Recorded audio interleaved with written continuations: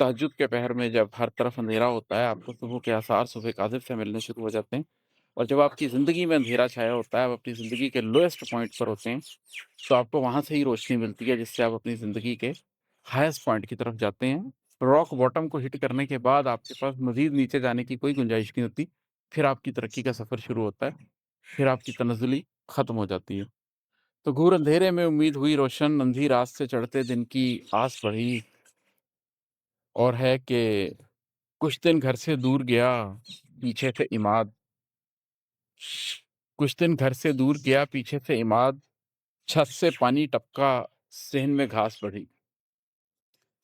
ये शेर जब मैंने कहा था तो हुआ तो ऐसे था कि मैं कुछ दिन के लिए नॉर्दर्न एरिया गया हुआ था और मैं 20-22 दिन के बाद घर में आया, तो घर में एंटर हुआ तो लॉन की घास पड़ी हुई थी।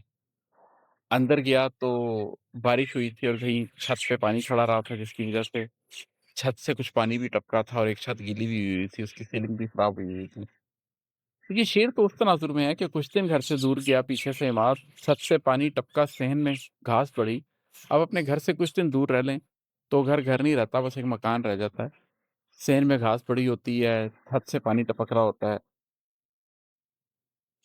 लेकिन आपके अपने अंदर भी एक घर होता है और मैंने बाद में इस बात को महसूस किया कि अगर आप उसको भी कुछ अरसे के लिए छोड़ दें, अपनी ज़ात को, जो आपकी ज़ात के अंदर एक आपने एक तश्कील की या अपने घर की, उसको भी थोड़ी देर के लिए छोड़ दें, तो उसमें भी अजीब-ओ-गरीब किस्म के जज़्बात और सोचों की घास उगाती है।